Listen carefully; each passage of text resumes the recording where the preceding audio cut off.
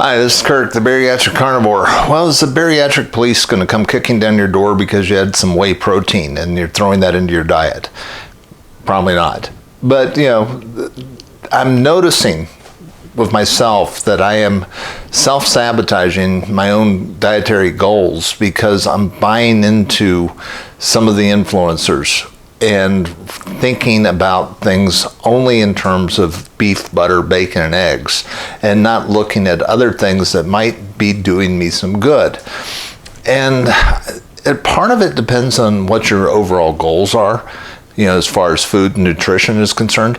If you're somebody who's suffering from serious autoimmune issues, a lion diet might make real serious sense. Because, every time they eat something that's not on that diet, which is basically ruminant animals, salt, and water, they have real serious inflammation and their symptoms get worse. But I don't have that problem. I mean, the main reason why I eat the way I do is because I want to keep, I probably was a type 2 diabetic, certainly pre-type 2 diabetic before I started this way of eating. My blood pressure was real high. My weight was never stable, etc. But when I switched to this type of diet and I'm eating just a couple of meals a day, mostly made up of beef, butter, bacon, and eggs, that's 90% or so of my calories, my weight stays very stable, my blood pressure stays down, my waist circumference stays down, my A1C is stable, everything is fine, and it's simple, and it's delicious, and it just makes my life easier. And that's why I do it, not because of some influencer, but because it just works for me. And hopefully you're eating the same way too, but I occasionally will take kind of a stock of where things are going nutritionally, and I'll track the food that I eat for a week just to see if I'm doing okay. And I realized I'm kind of a little bit low on protein. Probably need to boost that up.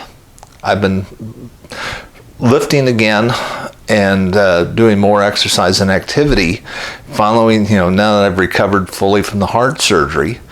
And I'm starting to put on more muscle, and I'm realizing, okay, probably need to up the protein amount. And I'm trying to figure out how in the heck I'm going to stick that in there. And I'm watching some bodybuilder, weightlifting, strength training type videos, and they're talking about utilizing whey protein, and I'm turning up my nose at it, going, oh my gosh, that's ultra processed food, da-da-da. And then I get a newsletter from Dr. Michael Eads. It's a really good one called The Arrow. And he mentioned in there how he utilizes whey protein for breakfast every now and then.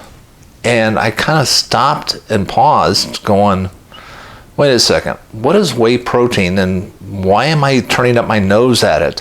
And it dawned on me that I was basically self-sabotaging and getting a little snotty about what I thought I could eat because of some influencer's opinion and not looking at what was going to work for me.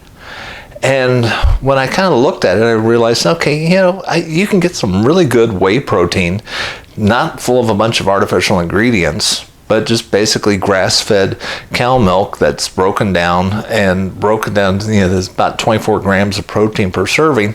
I can throw in, that in the mid-afternoon, just do my normal third of a pound of meat and 4 eggs in the morning. In the afternoon, have this kind of whey protein shake, and I'm going to get an extra 24 grams of protein in every day, and that should make the difference in that. So, keep in mind, keep your mind open. Don't get wrapped up in dogma. Don't get wrapped up in, somebody's opinion based on it. In this fight for our health, we're all alone in this. And we got to figure out what works for us. Now, when you make these type of changes, what I'm going to be doing is I'm going to be using, 2 big tools, scale and a tape measure. and we'll be taking a look and seeing how is my waist getting any bigger, and is the scale jumping up, and if my waist is staying smaller, but look, even if the scale goes up, if my waist circumference is staying pretty constant, that's a cheap way of figuring out, hey, you're just putting on more muscle, dude. That's fine. So utilize basic free tools. Feel free to experiment. I eat predominantly 90% of my calories are going to be coming from the basics of beef, butter, bacon, and eggs.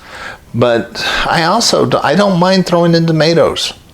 For chili, I don't mind using garlic and onions for flavoring and stuff like that. I don't mind using spices, and because they're simple, and they're not throwing in a whole bunch of extra energy. They're just throwing in a little bit of extra flavor, and they're making things taste good. So you don't have to be a stoic monk, to eat healthy. But you gotta avoid the ultra processed glop. That stuff is just addictive as hell to me. It's Frankenfood designed to make it deliberately more addictive. And if you haven't read the book, The Dorito Effect, you ought to do it, because it will really show you just how food manufacturers are altering things to make ultra-processed food taste really good. Because if you took away those flavorings, you wouldn't touch it. You would not be eating what General Mills and the cereal companies put out unless they threw in a bunch of extra sugar and salt, because it would taste metallic and it would taste like crap. But with fake flavorings, they can get you to eat almost anything. So I'm not saying, go ahead and do that type of stuff. But what I am saying is, feel free to experiment with yourself. Try things. I would have never known unless I experimented with a spinach. I had a spinach salad. I made it up with some friends that were over, and I felt horrible the next day. And I didn't realize that the oxalates in spinach really do affect me more than I knew. So, experiment, keep track, see what works for you, because we're all kind of individual. Some people have inflammation, like Michaela Peterson, and she cannot do certain foods.